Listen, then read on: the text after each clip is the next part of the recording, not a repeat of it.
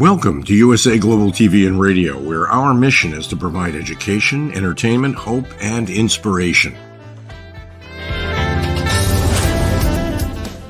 USA Global TV and Radio connects you with experts and audiences all around the world every single day to help you succeed in business and to live a richer life.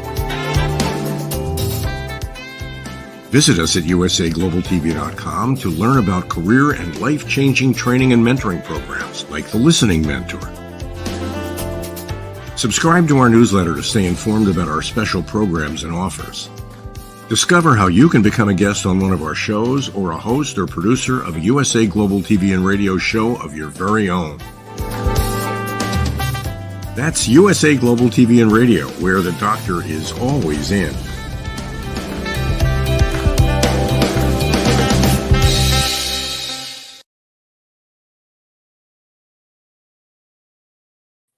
Hello, welcome to USA Global TV and Radio, where we provide world-class education, inspiration and education. I'm Caroline HEWARD and I'm known as the Harley Street Stress Expert. Our show today is A Woman's Prerogative, and we are in partnership with E360 TV.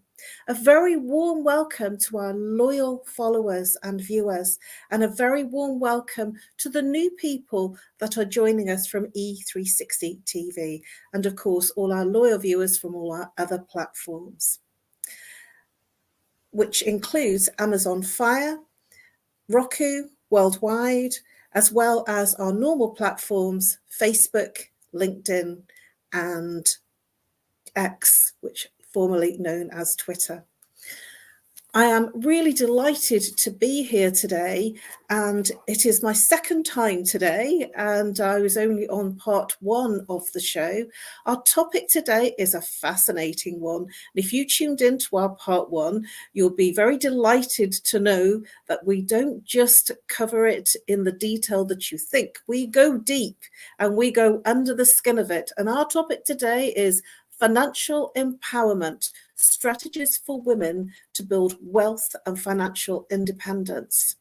And obviously, I'm not on my own today. I'm joined by a wonderful and a top coach from New Zealand, the lovely MARISKA du Preez. Coming out, MARISKA.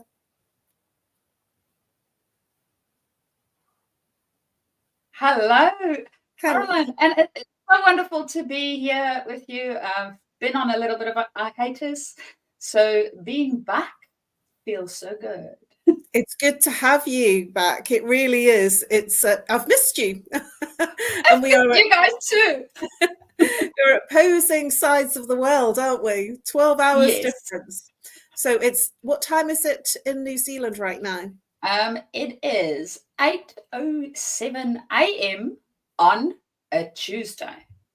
All right, and we are 9 p.m. on Monday evening. So very, very global. Mariska, for our viewers that have not seen you before, and also as a reminder to ones that haven't seen you for a little while, please do tell our viewers who you are and what you do and what value that you offer them. So my name is Mariska, as Caroline mentioned, and I work within the leadership development space, helping people within specializations such as engineers, my favorite, only because that's the place where I grew up myself, and I know how difficult it can be for engineers to move into leadership. So those types of speciality spaces where we go to university, we train and learn for quite some time, and then at some point need to lead others. So that's where I really help out, is helping you to lead a team of any size, and even as you go up in your leadership space, to lead leaders within that space. So yeah, that is what I do and how I help and the groups that I work with, and I love it. Wonderful. Thank you, Mariska. And for myself, I'm known as the Harley Street Stress Expert, and I help people bust their stress, literally. I work with people with root cause issues and the symptoms that cause their stress, whether it be physical, emotional, mental, or behavioral. Whether it's somebody that you're complaining about, that's your stress. If you're not sleeping at night and you turn around and say, I'm not stressed, but you're saying that you're not sleeping and you're not stressed, the fact that you're not sleeping is your symptom that's manifesting in the body, that's creating your stress. So there'll be something in your life you're not handling. And I help you identify the root cause of what's causing your symptoms. And I help you literally break through the patterns that create that stress. And what I mean by that is, through a very simple process, we identify the root cause of when the problem first appeared, and the emotions are released so that you feel more peaceful and the symptom dissipates, and you get an incredible night's sleep too. And this is how I bust your stress. So without further ado, let's get into the topic: financial empowerment. Strategies for women to build wealth and financial independence. When you hear financial empowerment, Mariska, what comes to mind for you? What kind of things are churning around when you hear financial empowerment? Well, typically the first thing that comes to mind is, I think that it is one of those topics where it needs to be brought into the light, literally. We all use finances. We all have to have some form of education around it. And yet, most of us have also got some emotional attachment around financial things, for better or worse. And typically it is for worse, because of whatever attachment we have might be preventing us from creating the wealth and independence that we want to create in the world and for ourselves and our families. So I actually had a wonderful conversation with a financial coach. Yes, it is a thing. We can have financial coaching where we actually work through these blocks that we might have.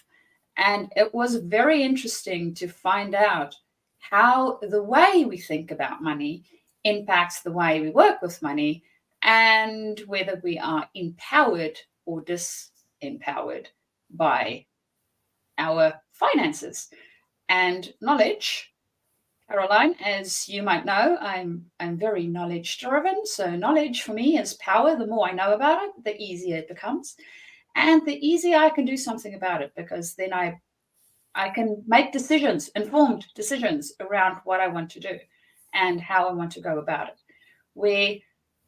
Because this is a topic that has a tendency to be a little bit more in dark corners and we don't want to look at it, well, we don't necessarily have all the informedness around it. So that's what comes up for me when you say financial empowerment. And I know that you had the first session of this today, but I would love to hear your thoughts on it.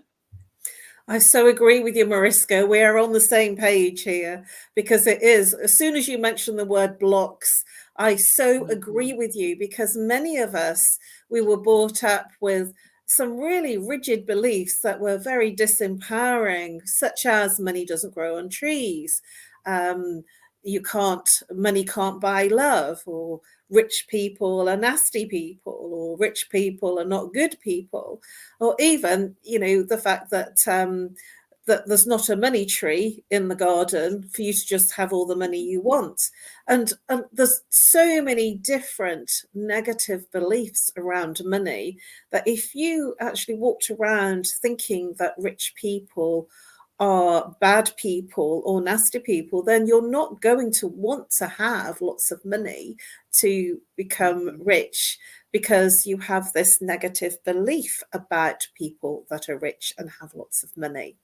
So it was something that I didn't really appreciate until much, much later in life, when I started looking at money and finances and the education that I went into that was alternative. I call it alternative education. Personal self-development is not on the school curriculum. And that's something else that I want to kind of ask you, really. What are your thoughts that, when I was at school, and that was in 1964, I was born. So I went to school from 1969 at 5 years old. At that time, financial education wasn't really a thing. And it wasn't taught in schools. I'm not very sure or convinced that still it's not on the curriculum. I feel very strongly about the being some education in schools or universities and colleges about financial education, because so many people that come out of school, so many children have got no financial awareness. What are your thoughts on that, Mariska?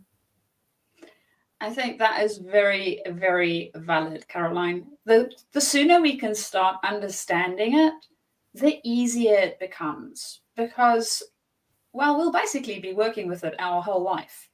It's not like you can crawl under a rock and go, okay, I don't need to literally worry about any financial anything forever. Although some of us live that way, it does have strains on a variety of spaces, including our relationships.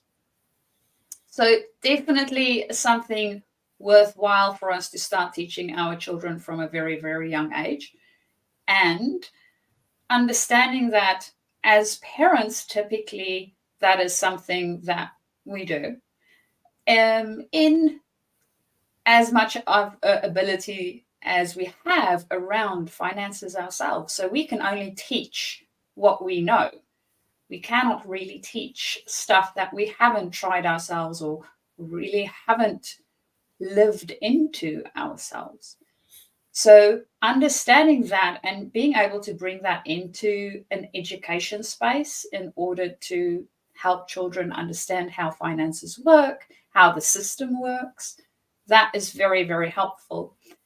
And one other thing that I actually read not so long ago, Caroline, was around our structures within each country and how that sets us up for financial gains or ruin.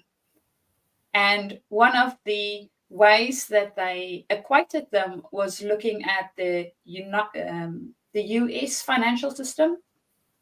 And the easiest way that they looked at it was, well, what benefits do you get when you go into debt? So if you have a credit card or something to that extent, what works there and what doesn't? And if you want to do savings, what's the benefits in that? And then they also looked at I think it was the Japan process that they have. And they actually found that Japanese people, because of the system that they're working within, are very good at saving money, because they do not get penalized for it. They get penalized if they go into debt.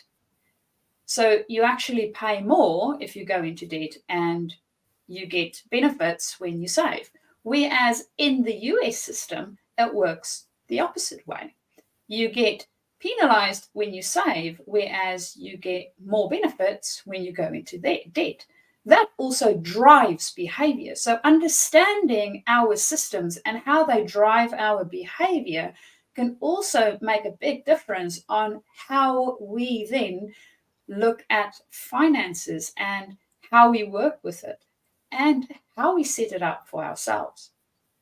So having an understanding of these different things that might impact us from a young age already. I mean, understanding how to work with our own finances and what works well and what doesn't. And then also understanding the system in which it is that we are operating. So being a fish in a small little lake with one type of water and being one in the ocean, quite different spaces for us to operate in. So understanding these are also very helpful. And of course, each country has their own rules and regulations around it, right? So for me in New Zealand, different story from when I lived back in South Africa. So it's always very helpful to also understand the system in which we are operating for our financial empowerments. And I know these days there's a lot of people that's also more global. So understanding how the global pieces impact is also helpful. But I'm absolutely no expert. So Caroline, what's your experience within the space that you are operating in? You know, that's fascinating. It really is, because it made me think about our countries and the way they operate, and they operate in deficit. The balance of payments. I only watched something very recently, only like sort of over the weekend, I think it was, very, very unsavory watching. And it was about the fact that each country owes more money than it brings in. And this is fascinating, because if the country itself is in deficit and paying a huge loan and paying interest on that loan, the energy and the frequency of how we believe that, we've just got somebody come in saying, good evening from Holland. Oh, welcome to the show. Hi. And the thing is, with that, if the country is in deficit and owes money, and the balance of payments, there's more that's going out and there's more that's owed than's coming in, it will actually change people's view of money. And certainly when I was when I'd left school, and it was in the 80s, 1980, there was a huge surge for people buying things on credit, and so putting people into debt. And people were buying tons of items that they wouldn't have normally had the money for, and going on holidays. And so was this empowering? I feel yes, in one way, because suddenly there was a lot of things that were out of reach previously that were now in reach. But what that did was that put us into a deficit, an imbalance of what was coming in to what was going out. So we would have immediately felt disempowered. And this is really, really interesting that you bring up about the countries and Japan saving more, because it does come from the culture within. But what I'd like to look at, because it's fascinating, isn't it? We could have a topic on the balance of payments and how actually that we've been in debt as countries globally, you know, for a long, long time, you know, since the time of when we first looked at the gold standard. And this essentially would be disempowering. As soon as we move from the gold standard, it would be disempowering everybody, because money is flowing without actually having any backup.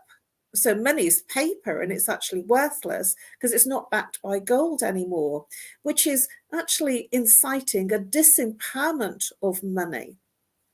So I would like to look at now, looking at the fact that our countries globally will be in a deficit situation, and a very disempowering one, which is why we borrow a lot of debt for our mortgage. And did you know that mortgage means death debt? That's what mort is, death. Yeah. And so we have an engagement with our mortgage with death. And that's why when I understood that, I thought, I've got to get out of this. I've got to become mortgage free, but that was so let's look at, obviously we don't want to be too black here. We want to look at some empowerment strategies. And so we've looked at why it's disempowering and why we could be forcing ourselves to becoming more debt. So have you any thoughts that you could share with our viewers on what we could do to be more empowered as a person creating financial independence? And my thoughts are to start with the mind. What are your thoughts? Caroline, I absolutely agree. Starting with the way that we think about it, I think that's the very first step. Because as you mentioned earlier, we have so many sayings around money, right? Which technically is part of our belief system. And what happens with belief systems is we literally live it. They govern our behavior. So if we can start with that piece first, we can change our behavior around what we do with money and how we actually interact with it. But if we just try to interact with it differently without looking at the beliefs around it, we will most probably go on yo-yo diets. And I don't know about you, but typically they don't work really well. So it is a lot better to get a lifestyle change, which basically means looking at our belief systems. And I totally agree. I was wondering, so once you have your belief system sorted out, and as you mentioned, looking at a mortgage and going, okay, I do not want to do this until death. That's not the idea. I want to still have a life and live debt-free. What was your next step? Well, the very thought of when we think about debt, we're actually creating more debt. So if we say, I want to clear my debt, we are creating more of the debt because we're focused on the debt. So what I do when I pay for anything, I consider it as an investment. And it's a really different way to consider how you're spending your money when you say, I'm investing in this. And when people ask me what the price is, what the cost is of my coaching, my mentoring, I say your investment is over this period of time. And so it immediately changes. It's not just about time, it's about the finances, and it's about the opportunity of changing and how that will affect your life. So the investment is greater than the value of the money. It's greater than the value of time. It is actually all encompassing. And the other thing that I do is I have a few rituals that I do. I have like a mini dance that I do, which, because money, finances is a root chakra issue. So I look at money being, sort of a foundation to build upon. And so I will actually have a root chakra dance and a mantra. And my mantra that I use is Gam Gana Pataye Namaha. Let me say that again. Gam Gana Pataye Namaha. And in the comments, I'll put that in after the show. And this mantra, I will just sing it, chant it for about 20 minutes, maybe 40 minutes, maybe an hour, just on repeat. The words are Gam Gana Pataye Namaha. And this mantra is a mantra that removes all obstacles. And usually when we are financially disempowered, there is an obstacle stopping us from gaining that financial wealth or from gaining that extra financial stability and independence. Now, one of the things that I sometimes do is I sometimes say, I'm okay this month. And it's almost like I create what I need for what I've got. And that's something else about thinking small. So it's really important to be encompassing what your desire is and what your wish list is. And my wish list did actually encompass me becoming mortgage free by buying a whole house with 3 bedrooms and a garden, because I didn't have a garden in my previous property in London. So the big thing for me was a garden, to have an extra bedroom and a dining room. And I got all of those things, but it wasn't about the money, it was about what it would give me.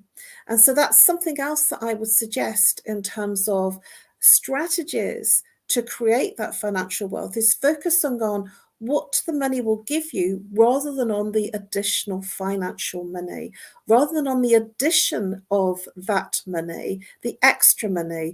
What will it give you? How will it benefit you? And what will it change for you in terms of your outcomes for your life and for those that are closest to you?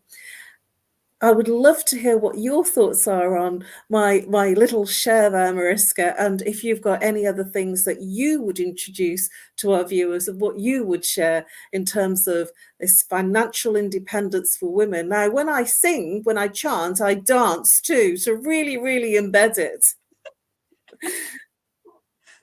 As you were saying the mantra, I very avidly tried to write it down, and I would also appreciate it in the comments so I can remember it and make it part of my own practice.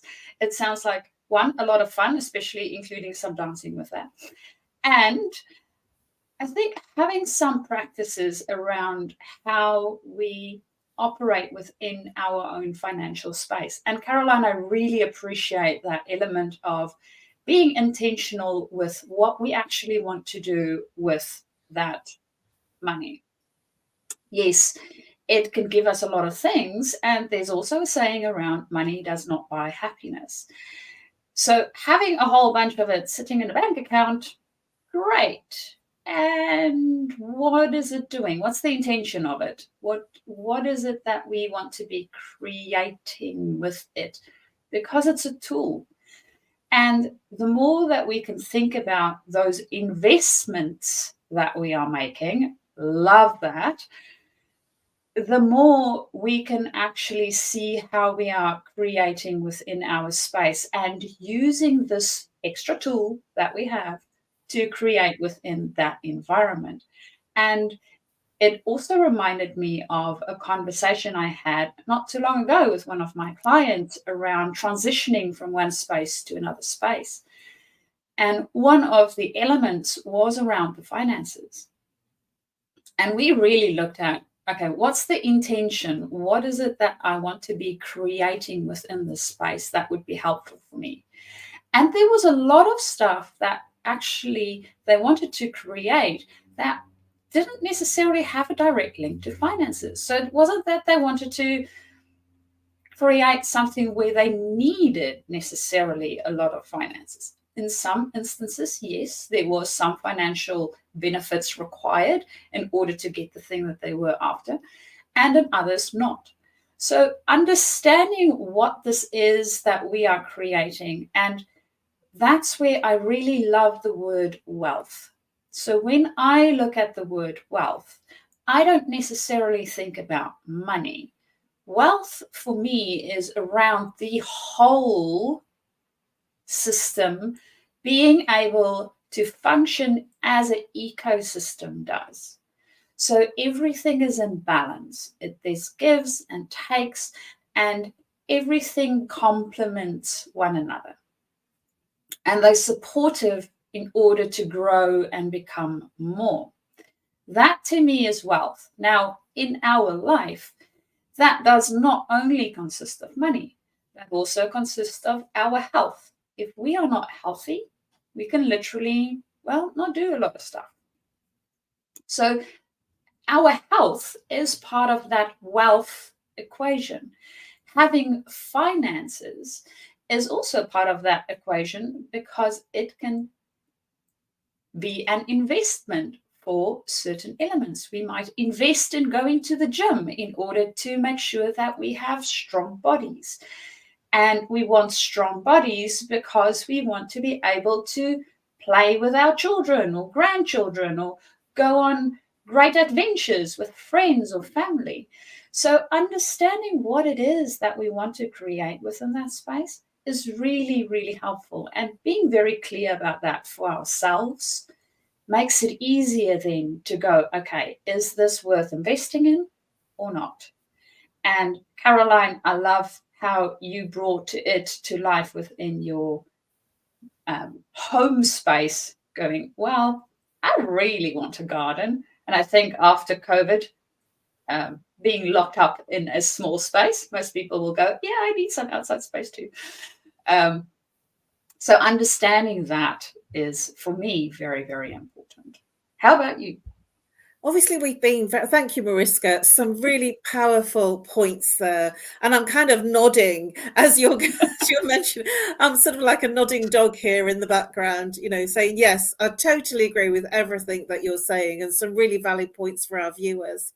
And we are running short of time, so I want to, you know, fit in quite a bit in terms of these strategies. One of the things that I do and I teach people is to focus on the thing. But then, you know, this law of attraction where we kind of think of having lots of money and we expect it just to fall from the sky, and then it doesn't work. And the reason it doesn't work is because there has to be a feeling behind it. There has to be an emotion, and there has to be almost as if you're living it with the money. And that's certainly what I did when I was creating my new home and selling my old home in London. I focused on not where I was, but where I wanted to go to, because many of us are trapped with where we are and focused on the past and what is, rather than being focused on what we want and where we want to be. Now, one of my amazing and incredible mentors, Dr. Joe Dispenza, he would do, and I went through all of the training with him all the way through to advanced level, and now he's a superstar. And essentially, he would do meditations where you would literally have all the detail in the meditation, and you would feel it, and you would be an absolute euphoria of what there was that you were working towards. But you would be in the meditation of experiencing it as if it is already true, as if it already is. And if it already is true, then the body will start moving into the actions. And I certainly felt that I was doing that when I was moving into becoming mortgage free and creating my new home. And that was because there wasn't an option to stay, because I wanted that bigger picture, and the promise I made myself and the commitment and the intention was strong before I'm 60. So why am I saying that? Because everything became because I had a focused intention, and then all the actions and activity followed the decision. And sometimes you don't need to know specifically what you have to do. It's that all the actions that you do start to motivate and move towards it. Without the feeling and the emotion, it is empty. It's an empty thought.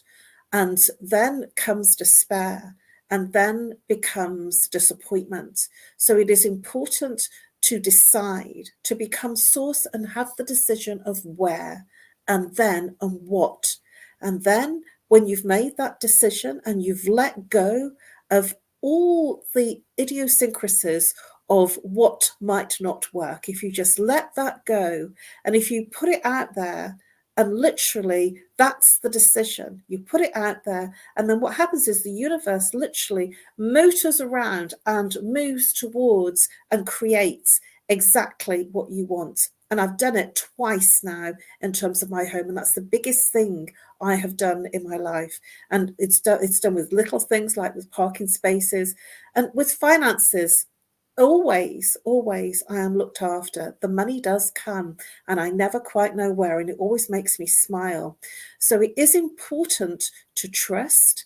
It is also important to believe, because if you have any doubt, the doubt will creep in and it will overcome and disempower your intentions.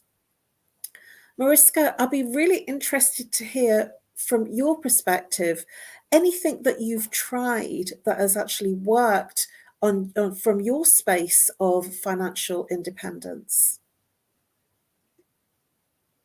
Caroline, I love the fact that you mentioned this attraction. So the intention and the attention.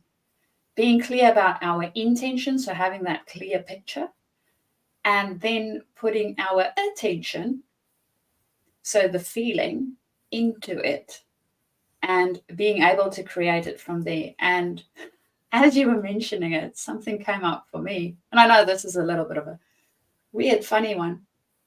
So I tried it out, right? You mentioned parking spaces. And I had this thing about, me and the girls went to a pharmacy once. And typically at the pharmacy, we have long lines. So I thought, well, this time I want to be intentional. I want a short line because we do not have a lot of time. And I put a lot of energy into that, emotionally wise. And we got there and we had a short line. I was very happy. Of course, also thinking, well, was this a fluke? Just came at the right time of day. I don't know. So next time around, I tell them that it works that way. And the one is like, no, it doesn't. Of course, her emotional attachment to it was a lot stronger than mine at the point, because I thought, well, I'll leave it to them to create whatever it is that we create. And yeah, there was a nice long line. So the point is, we create what we focus on. And Caroline, as you mentioned, if the doubt creeps in, that literally then becomes the thing that we create.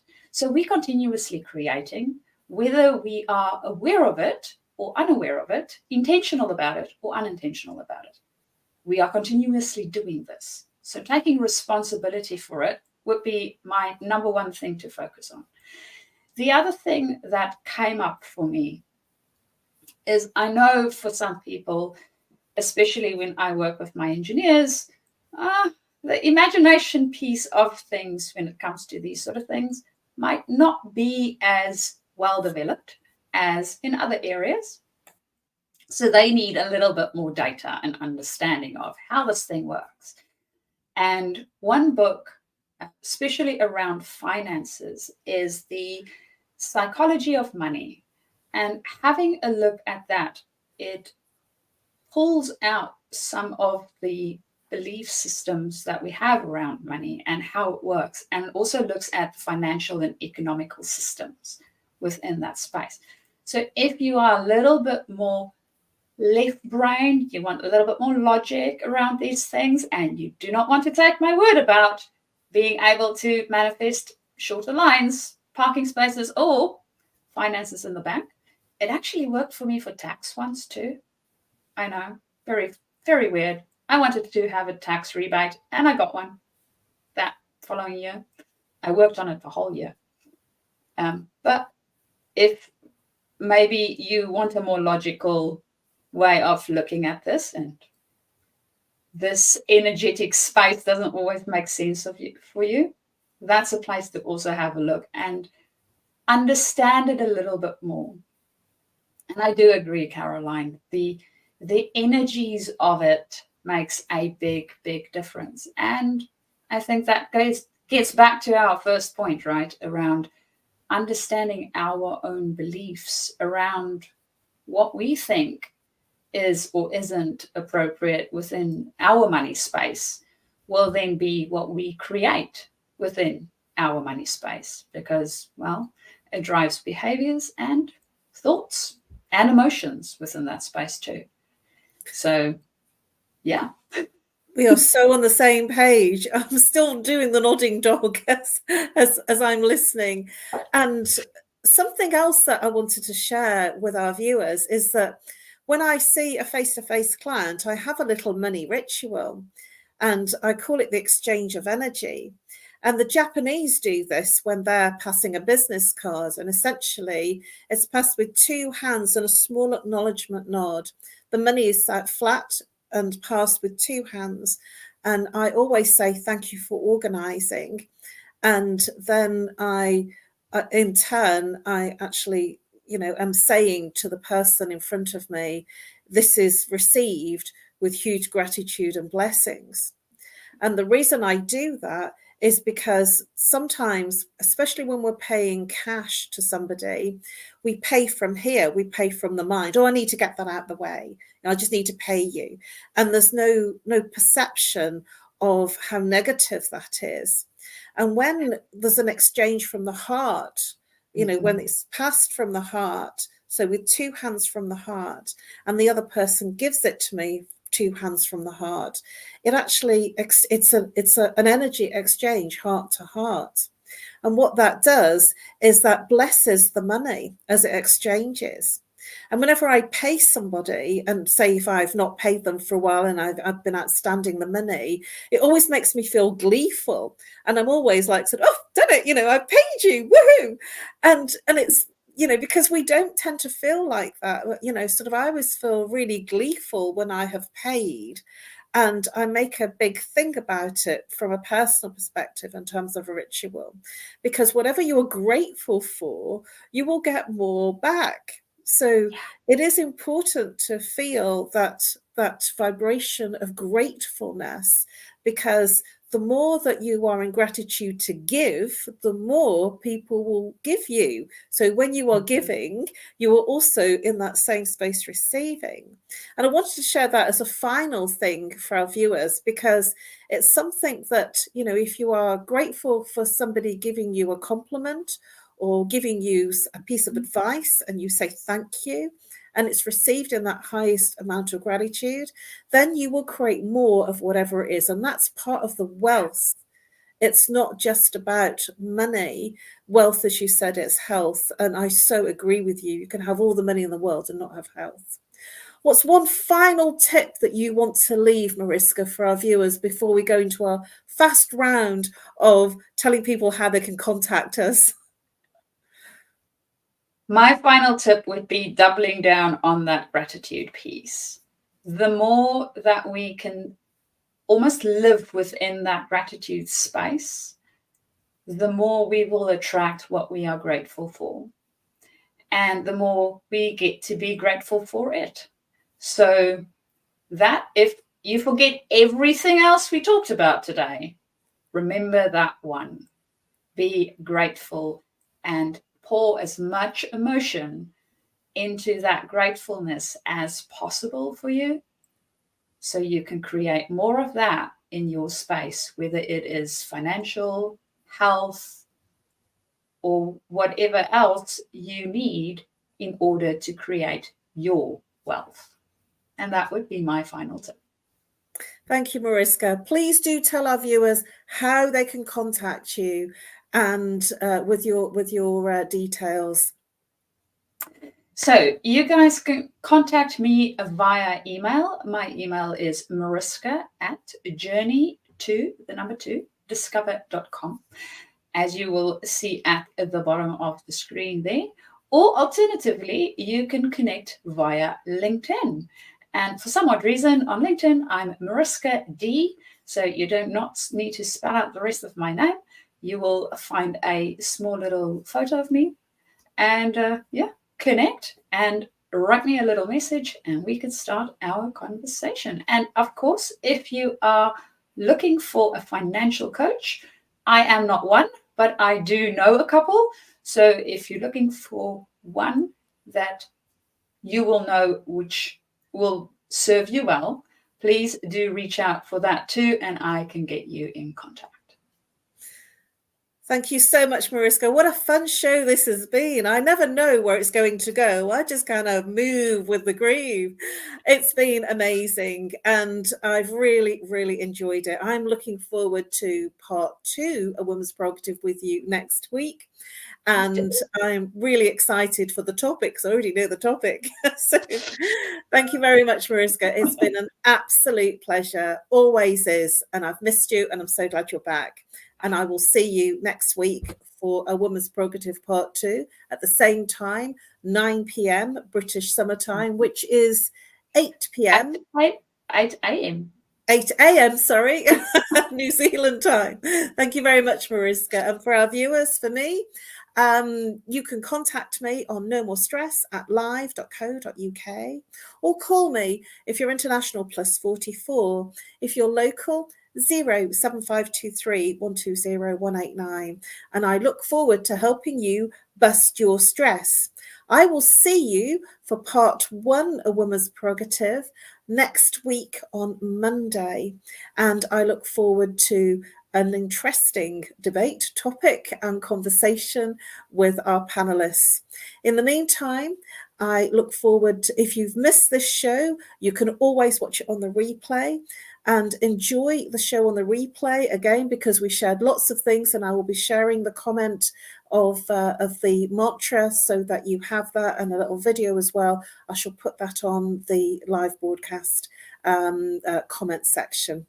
Thank you very much. It's been absolutely wonderful to share this show with E360 TV and all of our viewers, our loyal ones and our new ones, all over the platforms. Thank you very much. And now it's time to go over to our sponsors. Before we do, I want to say a huge thank you to our wonderful broadcasting producer and host of this platform, which is Dr. Jacalyn Kerbeck. Thank you very much, because in the background she's been making all the whizzy things happen.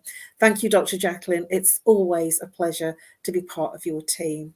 And without further ado, I look forward to seeing you on Monday next week at 7 p.m.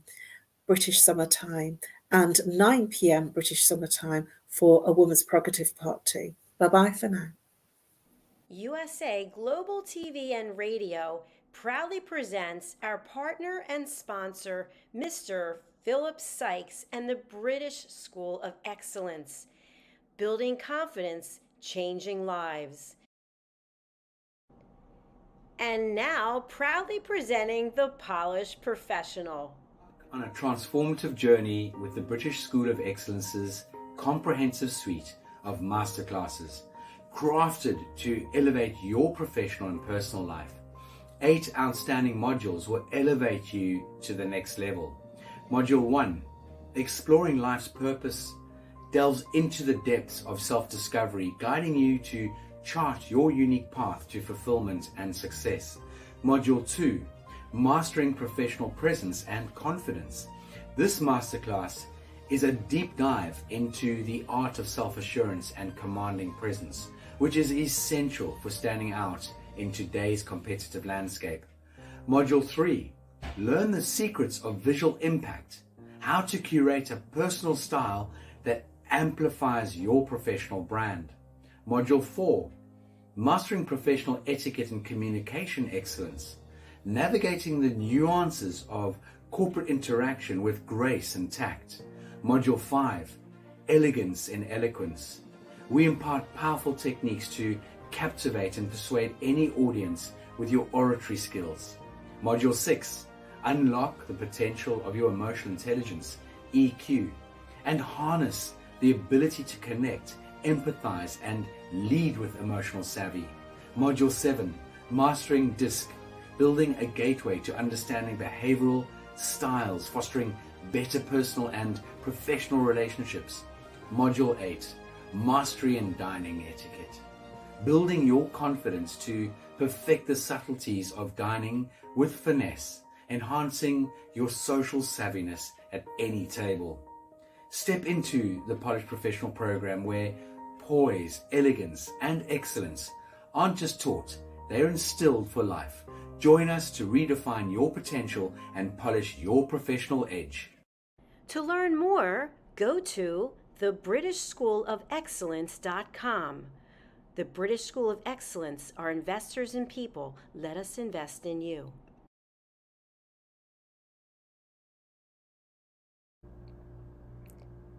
This program has been brought to you in part by Zane Carson Carruth, etiquette and protocol expert, international award-winning author, television show host, and philanthropist.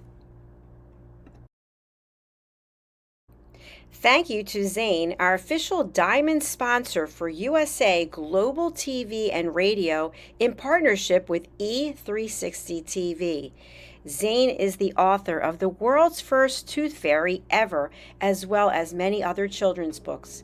She's also the television host of Elegance, Polished Demeanor, and Posh Living, seen on USA Global TV and Radio.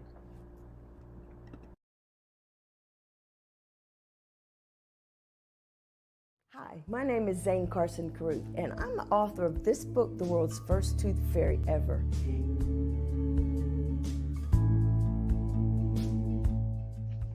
Reading is magic. Studies have shown that reading to your children lays the foundation for greater success in life. Reading helps develop language and vocabulary skills. It helps improve memory, and it encourages curiosity and inspires creativity. The benefits are immeasurable, and as a parent, you'll benefit too. In only 10 or 15 minutes a day, you'll be creating more memories and a bonding experience that will last for years to come. So take time to read to your children. Read them books about things that engage and interest them. Tales of fairies and magic fascinate children, and as everyone knows, the Tooth Fairy is at the top of the list. If your child loves magic, wands, adventure, and what child doesn't, you'll love reading them books from the trademarked series, The World's First Tooth Fairy Ever. Follow along as Bella, the world's first tooth fairy, accidentally starts the tooth fairy tradition. Learn the tricks of being a professional tooth fairy in the book, Bella Starts a Tooth Fairy School. Your child's imagination will soar as you read the adventures of Bella and her magic wand.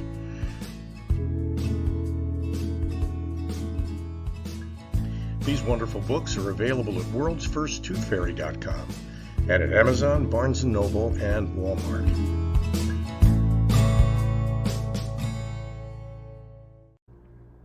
To learn more about Zane, contact her through her website, zanecaruth.com, ZANECARRUTH.com. Order Zane's books and merchandise. Contact her about being a keynote speaker at your next event.